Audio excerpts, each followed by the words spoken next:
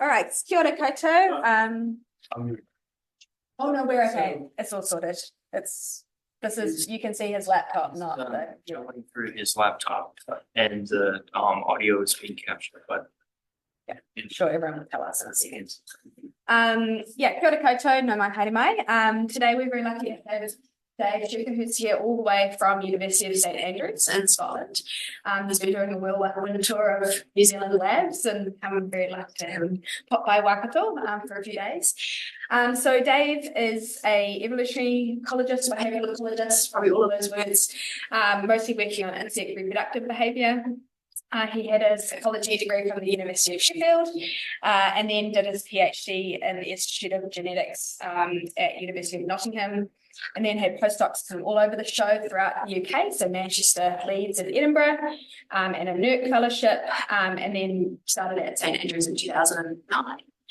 And so his group works on a whole variety of approaches, yes, sort of field and lab-based approaches to studying insect mating systems. He's also a fellow of the Royal Ecological Society, and my favourite thing is that he edited this very great book on insect mating systems, which I was trying to see on my shelf before Dave, and I couldn't see it. I was like, yes, I do have it, I honestly. And I met Dave once before, which was when I was a little baby PhD student, quite some time ago now, at the International Congress of Entomology in Daegu, Korea, and I think we shared some ginseng chicken, but I don't know, I got very bad food poisoning on that trip, so I don't have great memories. But anyway, so yeah, very, very lucky to have Dave here, and I'll hand over to you. Thanks. Thank you. Well, thanks, Chrissy, and thanks for coming. It's really nice to be able to talk about my work over here, and this is what I'm all about. So this is sex and cannibalism, okay? And there's two species involved here. There's mating, there's cannibalism, there's juveniles getting involved as well. And it's that kind of diversity of mating and reproductive behaviour that I'm going to talk to you about today. First off, I'd like to start with my thank yous first. So we've got a whole range of PhD students here. Maddie, who's currently in her third year, down to Ellie, who's just finished, and really a range of PhD students across recent years who have contributed to this work. We also have a series of undergraduate and master students who've helped. Nina Vidal, who I worked with when I was a postdoc in Leeds, doing something else when we first got interested in the bugs. And then this is Festo the cat, and this is a cat we have formally adopted as the lab cat. This was him appearing with us in Sicily, and he will make an appearance later on as well. And various people kindly gave us money. So this is probably my favourite picture in all of biology. It's sort of insect pornography. And what you describe here are mating positions across the whole of the orthopteroids. So we have cockroaches, mantids, grasshoppers, crickets, bush crickets, and so forth. And what you see in black are the males, and the females are in white. So basically you have a whole range of different positions where sometimes the male is on top, sometimes the female, sometimes the male is being haplessly dragged around by the female, and so on. And given that sperm transfer in sexual, internally fertilizing organisms should be reasonably conserved, both males and females are trying to do the same thing, give and receive sperm. Why do we see such an extraordinary diversity of something which should be as basic as the actual mating position? And it's trying to understand diversity like this that I'm really interested in. I know you might not all be behavioural ecologists or even biologists, so just so we're all on the same page. When I talk about natural selection in its broadest sense, I'm talking about competition for genetic representation in the next generation, which of course that competition can favour all sorts of traits, basically anything you can think of. Natural selection is more sort of original Darwinian narrow sense, is competition for genetic representation via traits like viability, longevity, fecundity. But Darwin realised that some traits you see in organisms aren't very good in terms of viability and so forth. And he realised that you need another fitness component, which is the competition for access to gametes of the opposite sex. And that's what sexual selection is. I put this here because our recent focus, Lotte Varnamo, and my recent focus on a definition that really focuses on gametes, is the right definition, but is also a little bit controversial. I'm happy to talk about that down the pub or at lunch later on. And then finally, in terms of mating systems, what I mean are the where, when, how, and how often individuals come together to mate. So really the description in which competition for access to mates and gametes takes place. So that's just kind of orientate us all on the same page. So really kind of the underlying theme of this talk is the role of model and non-model species, and strengths and weaknesses of either. Now, I think a key strength of behavioural ecology across its history, and we can think of it, starting in the mid-1970s with leaders like John Krebs and Nick Davis. Key strength of behavioural ecology is its testing adaptive hypotheses of behaviour and indeed life history traits and so on across many species. And just these looking at the Krebs and Davis grown-up edition or the introduction to behavioural ecology, we see a variety of species on display. And I think behavioural ecology has used a lot of species because performing one test of an adaptive hypothesis, like a sex allocation experiment in a parasitoid wasp, doing it in a species like the Soniovic penis is all very well. But when you actually do similar experiments across 20, 30, 40 species, then you really think that theory has some robustness. So it's been a key strength, I think, that we've used a lot of species in behavioural ecology.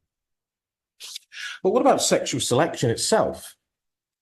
Well, if you go into Web of Science a few days ago and you type in sexual selection in quotes, and then either Drosophila melanogaster, Cilia reticulata, which is a guppy, Gasterostrus, which is a three-spiked stickleback, or Gryllus, the genus of ground crickets, you get a lot of papers on those species. Now, some of these papers may not be particularly on that given species, the way people use keywords and so on. But nonetheless, you see that Drosophila, guppies, sticklebacks, and Gryllus crickets have been studied an awful lot in terms of sexual selection.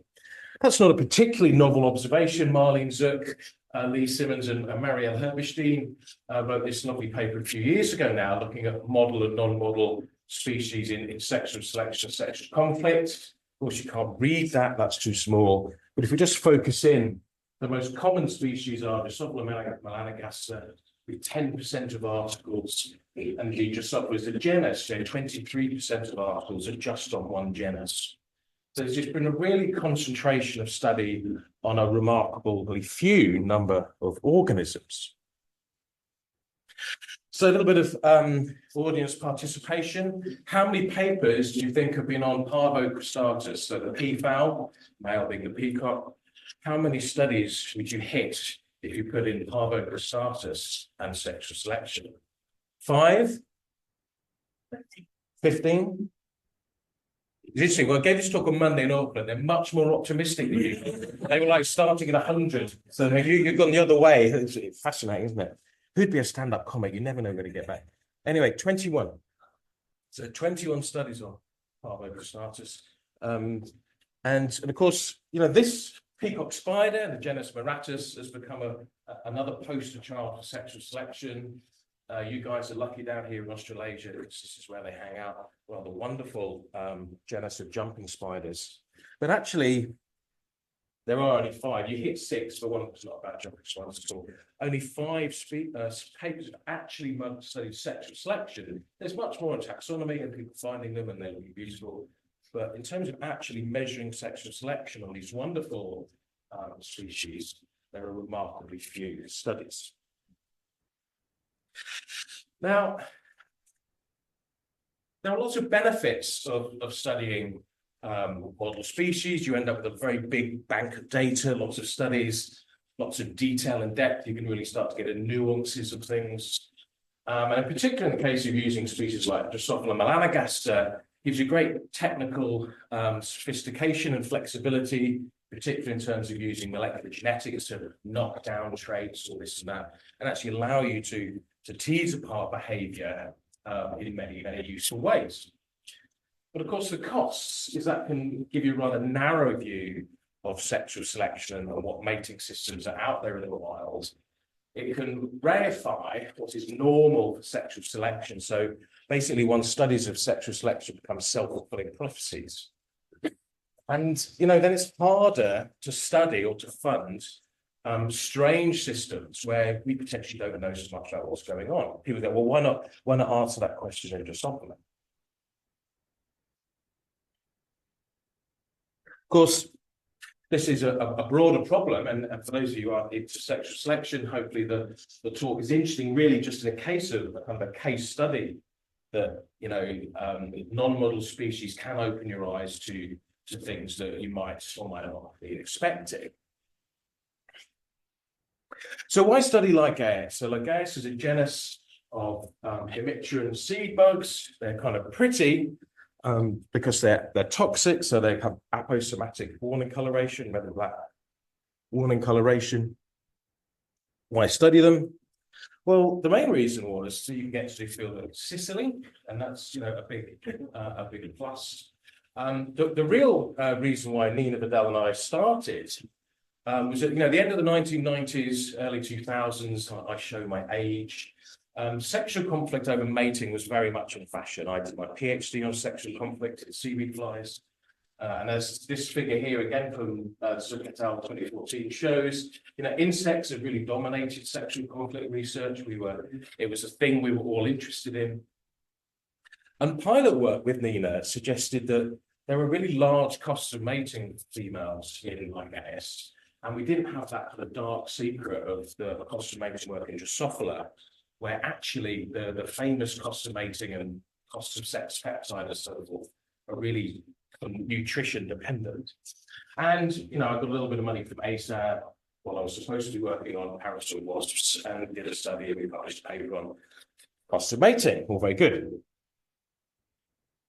But while we're starting to do this work and collect here, this is a site in just north of Mount Etna in Sicily, came across some rather curious things. So this is an adult Lygaeus creticus. The sort of western edge of its distribution is in Sicily.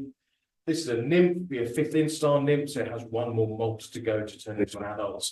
And the male is trying to have sex with it, and it's properly trying, it's averting its genitalia, it's really trying to make this nymph, and they can't make, there's no point to doing it.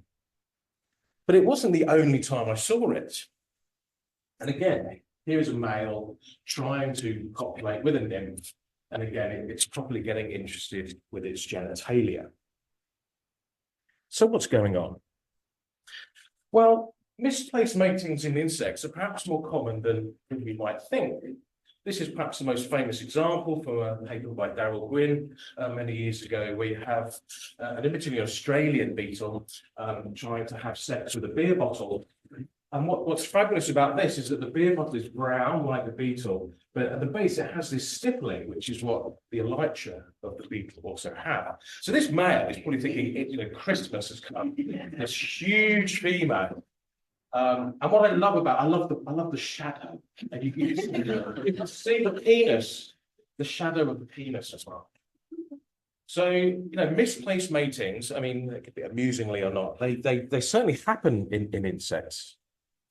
And this kind of work got myself and Emily Bedford-Steele, was a PhD student at the time, interested in what's called reproductive interference. So this is when individuals of one species engage with reproductive behavior of individuals of another species, and at least one of those species suffers cost.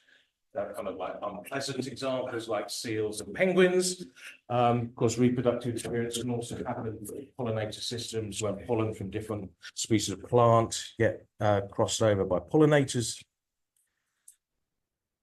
And reproductive interference can happen in all sorts of ways, through signal jamming. If different species are calling or pheromone signaling at the same time, it can be hard to find mates, disrupted mate searching, heterospecies rivalry, different species of the dragonfly will compete for the same reproductive resources, and so forth. And then the kind of thing that I tend to be more interested in is when copulation goes wrong, when you basically end up trying to have sex with the wrong species. Now, reproductive interference tends to be associated with a failure in species discrimination, but it doesn't really have to, it's not totally predicated upon it, but I won't talk about that too much today. But importantly, even back in this very important review by Grunig and Hucker back in 2008, it's not an anecdote. No, it's not necessarily that uncommon. It happens quite a lot. Over 167 examples in the literature back in 2008. And I think one thing that is important is that it's been studied using very different synonyms. So actually it's hard sometimes for people to join up all of these observations. I think this is often a problem in behaviour, that people are studying more similar things, but if you just call it slightly different things, then people might not notice. It's a real problem with phenotypic plasticity. I studied phenotypic plasticity in terms of sex allocation, but we literally never use that term. It's so obviously phenotypic plastic. And then people go, we've not studied phenotypic plasticity. Anyway. So, reproductive interference in Lygaeus. So, the species we study, we've got 5 species of Lygaeid in the lab. Lygaeus equestris is very closely related. Sister species, they've only been separated about 40 years by taxonomists. Lygaeus criticus, Spilosthetus pandurus, they all basically overlap in parapatry to some extent in Europe. Onchopeltis doesn't, it's an American species, but we have it in the lab as well. And even in Europe, there are other Lygaeids that share habitat. So these species will be, on the whole, interacting with each other. So one of the first things we did, or Emily did, was just look at reproductive interference in the wild. And this was literally plucking adults off oleander bushes, putting them in petri dishes in situ. That's a happy looking PhD student, if ever I saw one. And just waiting, looking to see whether or not they would mate. If you take Lygaeus criticus females and males and pair them up, about 50% of those trials will lead to a mounting, and about 28% would lead to a copulatory attack or a copulation. But even if you took Lygaeus criticus females and Spilosthetus pandurus males, they're all on the same bushes, hanging around together. 72% of the Spilosthetus attempted to mount a female, and there was 16% actual proper copulation attempts. And this is literally just plucking animals off the bushes. So this is a real thing that's going on. They are they're attempting to mate. Spilosthetus is attempting to mate with the wrong species. Emily looking a bit happier in the lab, and here's a study where don't really worry too much about all the details, but again, we had 2 populations of Lygaeus equestris. We had Lygaeus criticus, Spilosthetus pandurus, and Onchopeltis fasciatus. And the red boxes just show you reproductive interference, and basically about 10% of pairings involved in population attempts, which to me, again, seems like quite a lot. This is not that unusual or strange behaviour. And just for completeness, these interspecific mating interactions can be costly. Here's a classic sort of mating and survival experiment. You've got a number of days in the treatment on x-axis, cumulative survival on the y-axis. So you have these 2 lines of female Lygaeus equestris kept by themselves, or in the purple with Onchopeltis fasciatus males. That has no effect on survival. But if you're kept with a conspecific male, or indeed with a male Spilosthetus pandurus, there are well understood costs of mating and costs of harassment. So a male Spilosthetus can be as damaging to a female as a male Lygaeus equestris. And in terms of fecundity, again, we see fecundity costs being associated with mating with heterospecific, or having heterospecifics around trying to mate with you. And that actually is the picture of a heterospecific population. So this sort of work started to get me interested, back into sexual selection, which I did in part of my PhD. So what about sexual selection Lygaeid bugs as a model, non-model system? Well, both males and females mate multiply. There's little sexual dimorphism. I mean, they're not peacocks, right? Females are larger than males. There's size dimorphism. The legalometries are slightly different. The males have slightly longer legs for their size. Cuticular hydrocarbon profiles do vary, but generally they look pretty similar. Limited courtship generally looks like opportunistic mating opportunities in the wild. We have this reproductive interference, so we perhaps have rather limited pre-copulatory mate choice. And if you wrote all of that in a grant and then said, I want to study sexual selection in that species, the reviewers would probably go, well, why? You know, that doesn't sound like there's much interesting going on. So that's what I did. That's what we've been doing. We've been studying it anyway. So let's focus on pre-copulatory sexual selection. Primarily, I'm going to focus on work on Lygaeus hystrus, Lygaeus simulans. I'm going to be a bit cheeky and kind of put those different studies pretty much together. The stories are very similar from the two species, and they are very similar. So pre-copulatory sexual selection. From a bunch of studies, there are two main results on pre-copulatory sexual selection in these species. The first one is variable and inconsistent selection on male body size. So across a range of studies, sometimes you see that larger males have higher copulation success, sometimes you don't, and sometimes you start to see potentially even what looks like stabilizing selection. So sometimes larger males are more likely to pair up successfully with female, sometimes not. And from our initial sexual conflict work, this was the sort of thing I was expecting to see this. You know, there's some struggling. So I was thinking that maybe in a larger male, more consistent, better able to mate, but not a particularly consistent pattern.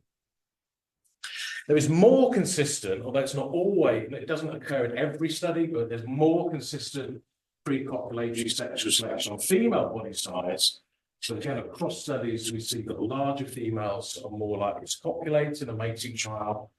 And we can do it different ways. In this experiment, if you do it for a different reason, we have large and small size groups. Again, the large females were more likely to copulate than the small females. These experiments are also messing around with male size as well. So those are really what we see in terms of pre-copulatory sexual selection. That's just in the lab. So this is where Efesto the cat comes back. So Ophelia Frisch, who started her PhD with me this academic year, in the field collecting bugs, Spilostenosis pandurus, so one of our other species. And we've only been back 6 or 7 weeks. She hasn't properly analysed the data yet because we literally have adopted that cat, although Ophelia has. It turned up like emaciated, skinny. We fed it. We were like going, well, it's developing up. There's loads of stray cats in Italy and Wallace. But to cut a long story short, Ophelia and I ended up driving across the island to Palermo 2 days before we flew out to leave it with an English couple who were prepared to sort out getting it snipped and microchipped with their passport. And it is now safely back in Scotland. So it's had a happy ending. It is now safely in Scotland with Ophelia and her partner, John. So the data are not fully analysed, and it's my fault for being a soft supervisor, basically. Anyway, hopefully you're all on my side now, if nothing else. So in terms of non-random mating, if you just collect the pairs that are mating in the field versus unpaired individuals and look at the size differences between paired and unpaired individuals, or if you take individuals that weren't mating in the field, but probably not necessarily virgin, do mate trials. In both cases, you see that, yeah, the data, the labels are really small. Longer females and wider females, wider abdomens, were more likely to mate than not. So again, we're seeing mate choice for larger females in the wild. There's some hint of stabilizing selection, but we need to wait for Efesto to settle down, and we'll get that sorted out. So generally in our bugs, it's looking though we're seeing pre-copulatory sexual selection being dominated by male mate choice for larger and more fecund females. And this is sort of pattern we're starting to see a bit more in insects. I mean, Russell Gordon his review is 20 years old now, and we are seeing more and more male mate choice. And with that, I want to sort of take a little step to one side and think about abatement gradients.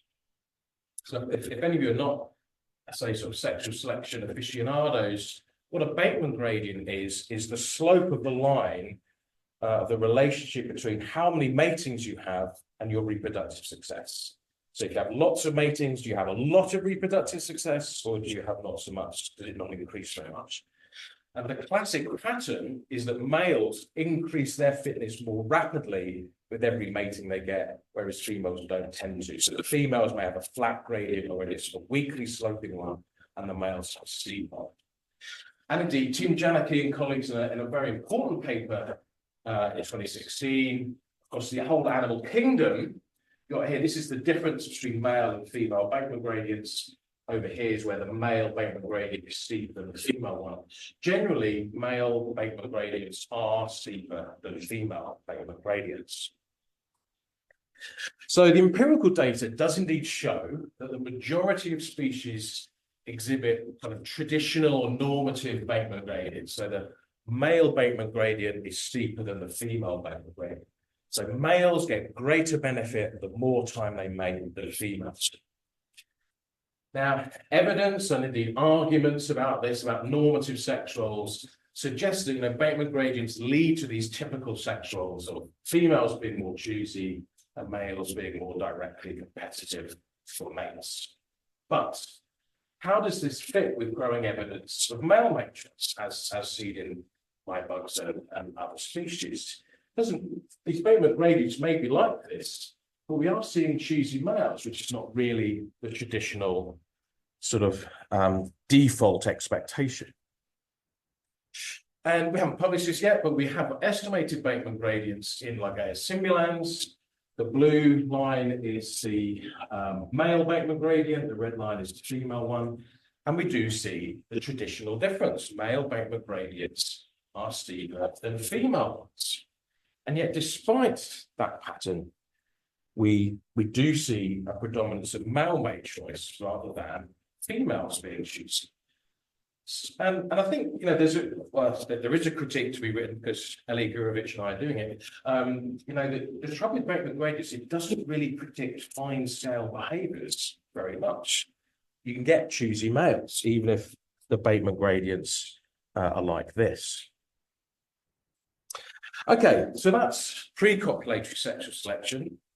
Let's move on to post-copulatory sexual selection, so the competition for gametes during and after mating.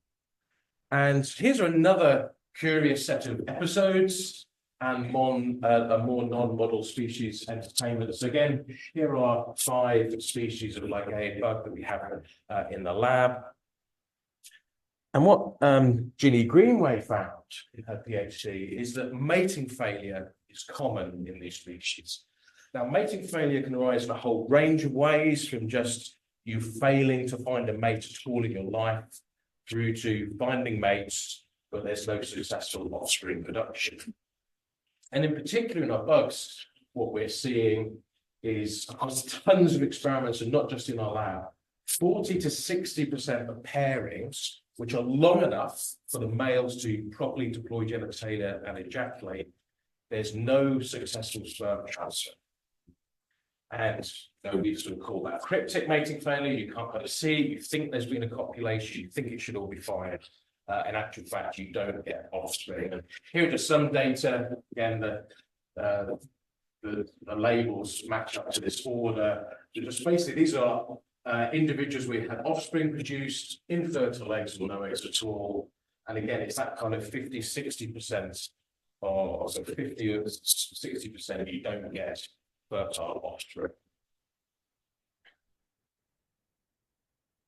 Now, mating failure is likely to be an understudied phenotype. I remember reading Bill Eberhard's Cryptic Female Choice book as a grad student, and in that he has kind of throwaway comments that, yeah, this probably happens a lot, but when you're doing an experiment and females don't produce offspring or don't mate, you just sort of throw them away. You ignore them. So potentially, this kind of trait has been ignored, and things like either sperm depletion or stuff like that may potentially be way more common than we realise. So one of the next things that Ginny did in her PhD was looking to see whether or not mating failure in Lygaeus simulans was a real phenotype or just a kind of accidental thing that happens more than we might expect, but it's just very much an accident. So we thought we'd look at the repeatability of mating failure. A very simple experiment: take males, you mate them one day after another to a female, they get to lay eggs or not, produce offspring or not. So with 168 males across 14 different families. And what she showed is that mating failure is quite repeatable at the individual level. So some males were more likely to exhibit mating failure than others. The family level repeatability is low and not significant. There are only 14 families, but this difference here would suggest that this is mostly environmental rather than genetic. It's about how the male condition is and whether or not he is able to pass sperm or wants to pass sperm to females. And again, about 50% of matings produce no offspring, and about 25% of males chose not to produce offspring at all, or didn't produce offspring at all. So our interpretation back in 2015 was that some males were more prone to mating failure than others, which is what the repeatability estimate says, but we were very much interpreting that in terms of cryptic female choice. So there were some males that females just didn't like and just didn't allow them or allow them to transfer sperm. Let's say they stopped males transferring sperm in some way. And mating failure really is the key reproductive outcome for thinking about exploring post-copulatory sexual selection in this species and in this whole little group. And so the key question is, what causes cryptic mating failure? And, you know, you guys can have your ideas as well. I'm sure there'll be these sorts of things. There can be mechanical incompatibilities or incompetence. So I'll show you the male genitalia in a minute. It's reasonably complicated. The male has to unfurl it inside the female.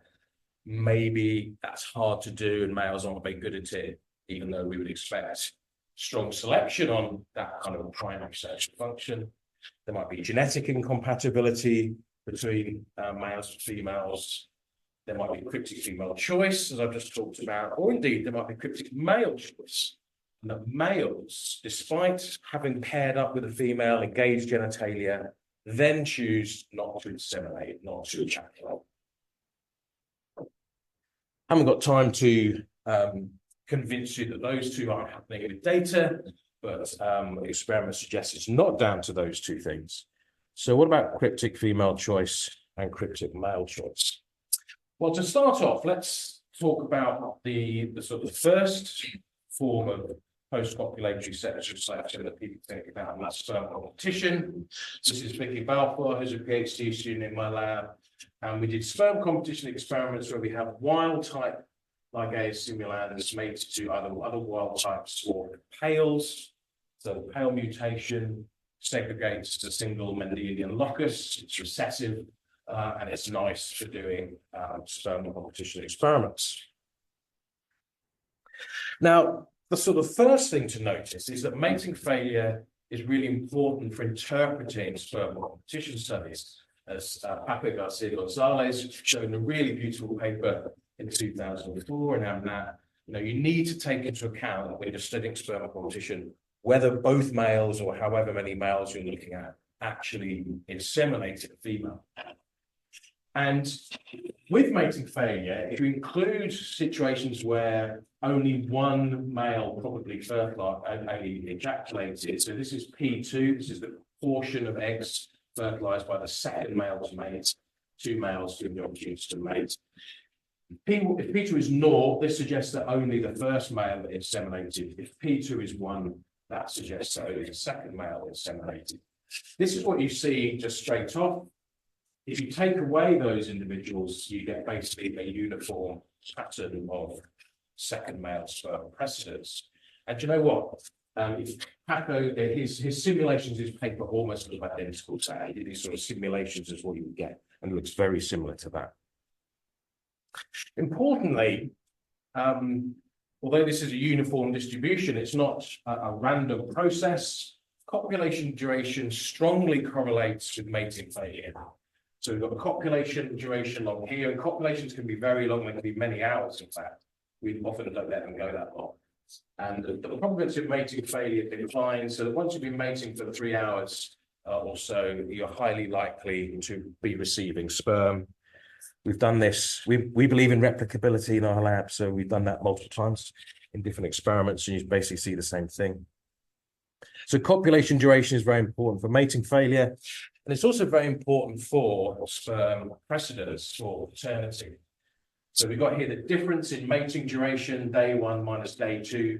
So over here, where it's positive, this is where the first male to mate on day 1 copulates for longer than the second male. And you see that the paternity is very low P2, so a very high P1. So the first male gets all the paternity.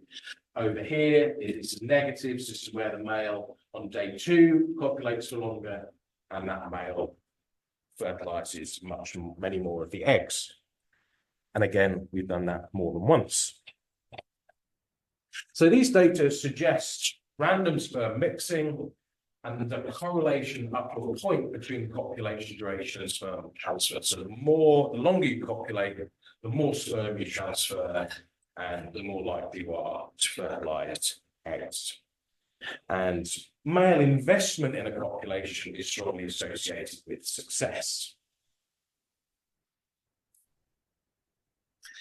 Promised I'd show you the genitalia, and this is work from Leah Doherty, who's a PhD student in my lab, and those are lovely drawings. So the males have this endophallus area, and then this long processus that what it has to do is it winds around inside the female's bursa copulatrix and up the spermatical duct to the spermatheca. So here's just under a microscope. This is X-ray CT stuff that we did. Here we have the end of the processus. We have this little corkscrew thing which you might not see too much, and then the slightly sclerotized spermatheca. So the male has to thread the processus through the female to get there. Why the long organ? Well, what's interesting is that in a bunch of experiments that Liam did, and also Andres Tabler a few years before, there is stabilizing selection on Lygaeus length. So basically, fertilization success kind of peaks at this sort of intermediate, this long processus length. But if you have it really long, then your fertilization success starts to go down.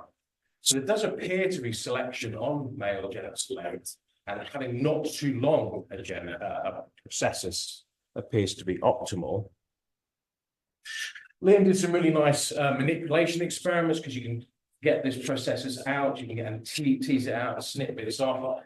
And if you reduce the processus by 0.4 millimeters, so it's about 7 millimeters long, it's more than half the length of the actual insect itself. You can reduce the offspring reduction, so you reduce fertilization success if you snip off bits at the end.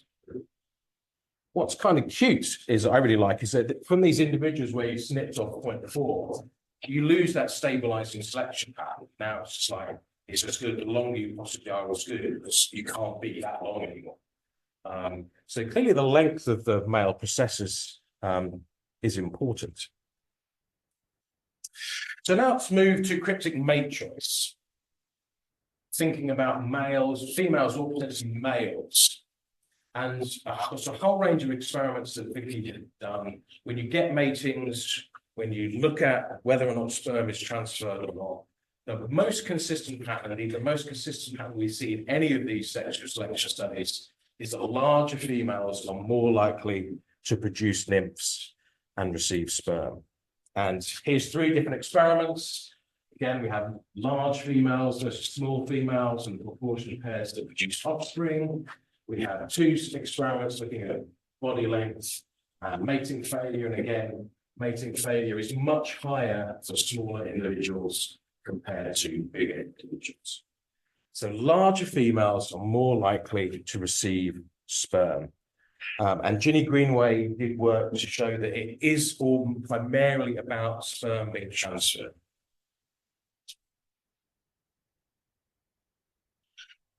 Now, phenotypically, what we see looks like cryptic male choice. It looks as though males are preferring to inseminate large, more fecund females.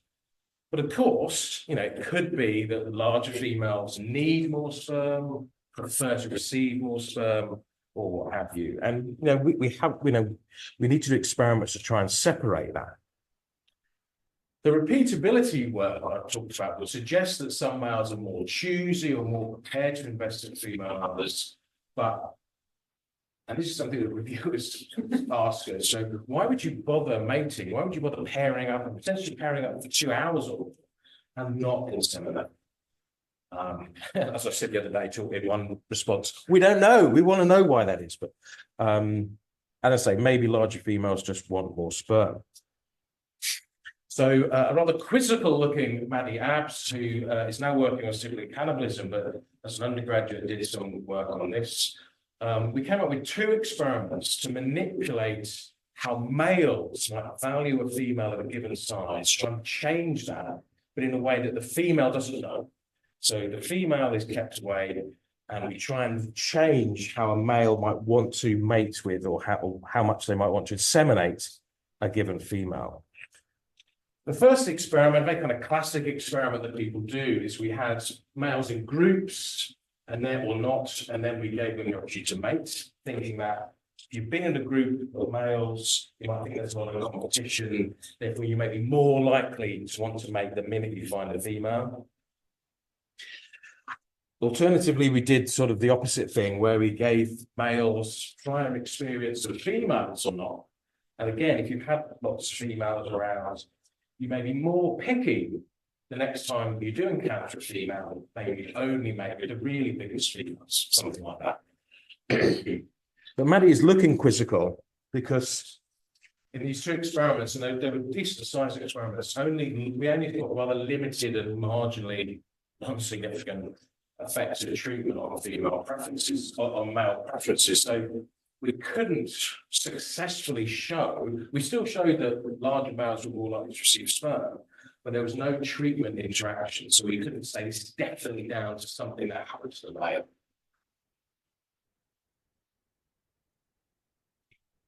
I won't talk about this work in detail, just really give you the story. So we did experiments where doing sperm competition and mating choice manipulations at the same time. And basically, outcomes of sperm competition and pregnancy mating choice, as I've sort of already shown, really are linked by population duration, but we don't see an independent effect of female size independently of population duration. So it appears that population duration, which is related to female size, leads to the presence or absence of mating failure and leads to the maternity outcomes we see. So population duration really seems to be the crucial thing. And that's what we really need to try and get at mechanistically in more detail, I think. So, stepping back, the benefits of non-model organisms. So, we haven't worked on Drosophila, we've worked on a weird bug that isn't sexually dimorphic very much. But the benefits are we end up coming across phenotypes like reproductive interference and mating failure, things that we shouldn't really expect to see. We expect species not to mate with the non-species. We expect species to generally be quite good at passing sperm. If you go into this body, you should generally be quite good at it. Both natural and sexual selection should favour that kind of function, and yet that's not always true. And so you end up then asking questions like, well, what is a copulation, or what is a copulation for? Is it really sex? Are they getting together for other reasons? I mean, we can talk about that in the questions or at lunch, but is a copulation actually about sex after all? And thirdly, we're getting, and I've had to change the way I think about things. Is that male mate choice is going to be a really key component of sexual selection, much more than we thought. Of course, the costs of working on non-model species is you come across phenotypes like this that we don't understand, and so then you have to try and work out what's going on, and people are going, yeah, well, it doesn't happen just stuff like who cares. The work I'm talking about started in the mid-2000s with that stuff when I was a postdoc with Stu West on wasps. Got a little bit of money, blah, blah, blah, got a fellowship, and slowly. It's taken us a long time to really be asking the right questions. I think when you do start working on new species, you often have an idea that this is going to be important or that is going to be important. But that may not be true, and you may end up finding yourself in a rather different place. And while that has benefits, it also has costs. And there's also the problem of building interest in the community. It's like, well, how important is reproductive interference really? You know, who cares? And you've got to try and persuade people that these things are perhaps more common than you think. Of course, certain people in this room have managed to study non-model systems, but just really cool animals, right? So they're just super charismatic. So yeah, you're fine. So going funky is one solution to that problem, I think. Okay, to summarize lygaeids and mating systems and mating system parameter space, let's say there's limited pre-copulatory choice. We see reproductive interference, and I haven't talked about it today, but we also see same-sex sexual behavior in these guys. So the classic explanation from our usual thinking about mating systems is that mates must be limiting, so you try to mate with all sorts of things, beer bottles or what have you, just to make sure you don't miss mating opportunities. That would be our classic inference and kind of the classic explanation for same-sex sexual behavior as well. We see these complex long genitalia and evidence of stabilizing selection on male genitalia. So that suggests that there's some cryptic female choice. Doesn't have to be a conscious choice, of course, but the morphology and the size and structure of the female reproductive tract seems to select on male genitalia length to some extent. That's kind of standard thinking. But we see this mating failure, and we see males not inseminating despite long populations. And the inference there would be that mates are not limiting. You can pair up and then still choose not to actually bother inseminating them. So this really is in conflict, I think, with number one. We see this cryptic male-mate choice for large females, and what that suggests, it occurred to me, is that actually male fitness is much more limited by female fecundity than it is by finding females to mate. So the classic idea of Bateman gradients is it's all about the number of females you mate with, whereas this sort of data, I think, suggests that female fecundity may have a much bigger influence on male fitness than we typically think. Yet our Bateman gradients look traditional. So what do we infer from that? Well, don't tell Tim, Janet here, but perhaps we should give up on Bateman gradients. What are they really telling us about sexual selection? So we have these long-lived species. They live for several weeks, and the autumn generation in Europe overwinters as adults, and then they mate again in the spring.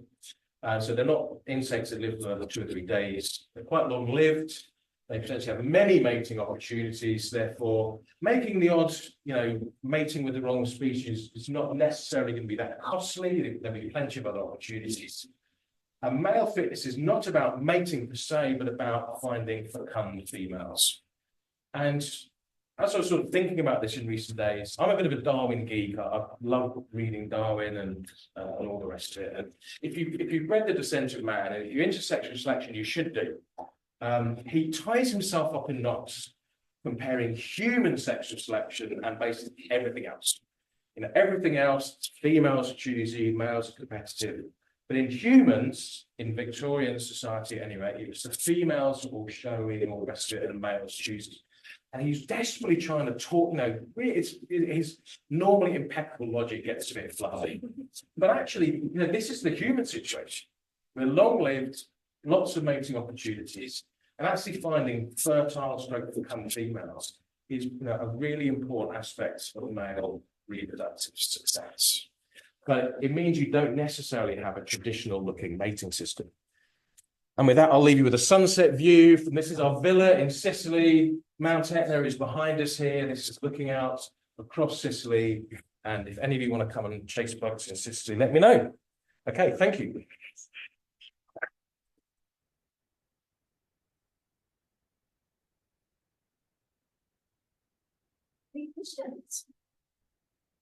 Josh. I preface this by saying I'm not a biologist. But kind of connecting some of the things that you were saying, would damage to the individual complex sexual organs due to the fact that they're mating with different species, be a potential kind of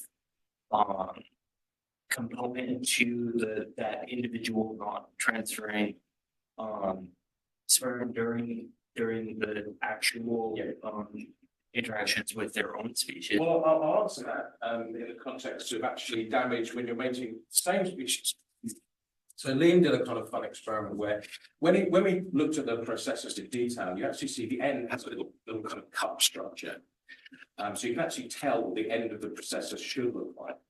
And then, because he was just one of those good students, he noticed that some males don't have that. So it looks like there has been some breakage. So what we did was just put males and females together for varying numbers of days and just let them make however much they want. And after 7 days, about 15 to 20% of males had lost that cup. So they are losing the end of their oedicus. It's snapping off. When Ginny did her tons of dissections, she only found one case where you could see a bit of male oedicus trapped inside the female reproductive tract. So potentially the males do have to tuck themselves back in after copulation, and if they fail to do that properly, maybe bits get snapped off and so on. So there certainly is that cost of mating repeatedly for males, that they do suffer that damage. And given his Liam's experimental snippings, that will have costs. If you lose too much of your oedicus, you're less successful at fertilizing females.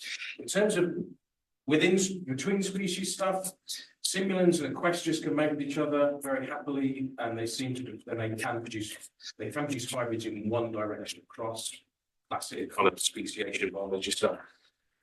We see genital pairings in other combinations, but we have much less idea about how successful the deployment is to site. But we do know that damage can be important. Yeah.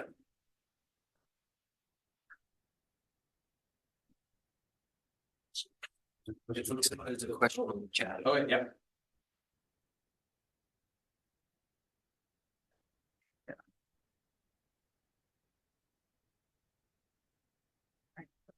So the question is mating failure a plastic response that is stronger in some populations than others? Should it be weaker in populations that have strong male sexual selection? That's a super question, Frank, and we don't know. So we had a PhD student a long time ago now looking at different patterns of sexual conflict, and we saw that there are different costs and benefits of mating, and it may be that the benefit of a female is that from mating repeatedly is that you're more likely to actually receive sperm, because males are more likely to end up fertilizing, inseminating you.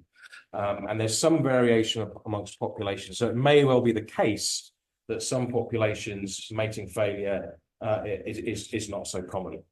One of the things and sort of touching a little bit on this question, and again with the experiments that Maddie was involved with, we've tried to manipulate male and female mating experience to see whether or not we see different patterns of subsequent matings. And as I've shown here, we don't tend to see very much, which is unusual. Again, in Drosophila, if you keep males in bigger groups, they copulate for longer, they do all of this sort of stuff. That doesn't happen here. If you have 3 males together with a female, the male that does mate will copulate for longer, like he's guarding the female. But if the female's not there, and then you just put a male separately with a female, he treats the female as if this is it. This is the only thing that matters. They don't pay attention to previous experience. So in that response, in that regard to your question, Frank, it may well be that it's not necessarily that plastic in terms of the sort of ecological conditions or population variation. It really comes down to what the female is like that the male has in front of them. And they just seem to want to pass sperm to larger females. That seems to be the key thing. But we would love to manipulate that more and get at some of these mechanisms, but that appears to be the key thing. Do you think that there must be sperm in it? Because surely even if you're up against a bit of a shit female, you would, if sperm's not that costly, which is the kind of classic right? They're just transferred maybe less sperm, but you still want to at least try and make some of that every I think fundamentally, I think sperm, it's not, we know that sperm are more costly than totally infinitesimally cheap. you know, Nina Liddell and Matt Gage and Jeff Parker had their tree paper, you know, 20 years ago now, reminding us of that point. But I still think that we all tend to think that they're still cheap enough that you should, you know, throw your hat in the ring, if nothing else, so to speak. I'm just beginning to think that that's not necessarily true. And you know, these guys mate a lot. They're geared up for mating a lot. Males will try and mate a lot. You know, they'll mate every day. But they're more careful with their sperm than that apparent mating pattern would suggest. And I just think males are more.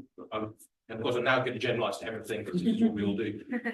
Is that, you know, something like these bugs will warn us that you know, males may be more careful with their sperm than we think. Because what's really curious is that we don't see, yeah, as you say, one across a few sperm, we don't see females who just produce a few offspring, like 10 or 20. Yeah. We see either a usual amount of offspring, so if we let them lay eggs for 10, we normally let them lay eggs for 7 days, and then let's see what turns into nymphs. You know, we'll get 50, 60 offspring and blah, blah. We rarely get 1 or 2 or 3. It really is kind of all or nothing to a very large extent. And so that doesn't suggest that they're just putting a tiny amount of sperm in. So the seaweed flies I work on, so like fiction, I know Greg has done some work on seaweed flies in New Zealand, Greg Howell. Seaweed flies mate like heck. They absolutely mate a load, and males will pass just enough sperm to fertilise the last clutch, or a clutch of eggs, on the off chance that they are the last male, and if they're not the last male and they lose out in sperm competition, they haven't wasted any sperm. So you can basically get a female that mates with a male, and she will fertilise a clutch of 30 eggs, but no more. We did for a student before we found a bunch of males that repeatedly put in even tinier amounts. They basically only fertilise a third of a clutch. We call them stingy males, and so that's like, you know, they're going to mate with a lot, but they're only going to put a few in. And you know, I'd love to actually go back and try and rediscover those phenotype and do the modelling as to what is the benefit of not even properly competing in sperm competition, but just going to put a few in. So yeah, I think there's much more of that going on than we normally think. And you know what? Years ago, I talked to Tim Burkhead, who was like, we're missing something about polyandry. Why do females make so much? And I think that's what we're missing. I think that males are more careful with their sperm. And so it may not even be that their sperm depleted, but they're going, yeah, do you know what? I'm just actually not going to maybe do. I'm not going to disseminate. Yes, there is some of it with like fertility assurance as one of the hypotheses for polyandry, right? But it's probably not been actually looked at. Yeah, I think we kind of, and even sort of fertility assurance has this sort of interesting sort of connotation, rather than males being, you know, sort of females. Yeah. Andrew, one more question. Yeah, thanks. I was just kind of curious to hear your opinion on so I mean, these males are investing a lot into these really long copulations, and that's energetically costly. I know you said you don't know why, but I'm just curious to hear why you think they might be doing this. What's your sort of gut feeling? I think my gut feeling is that catching females at the right window is important.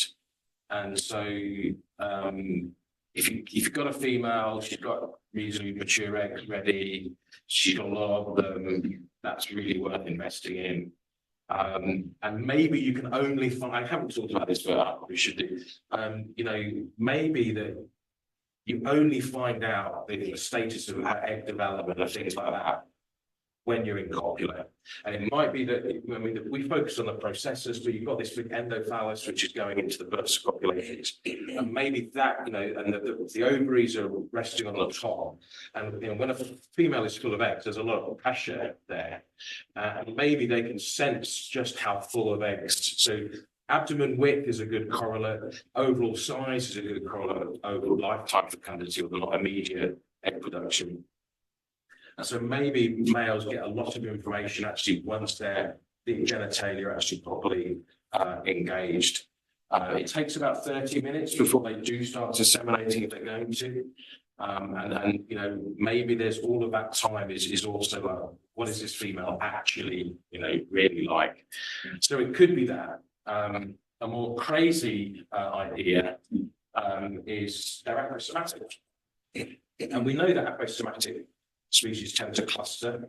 The nymphs cluster together. Like on our oleander bushes in Sicily, we get both species, nymphs of both species living together and happily sitting together. Adults wandering around. I'm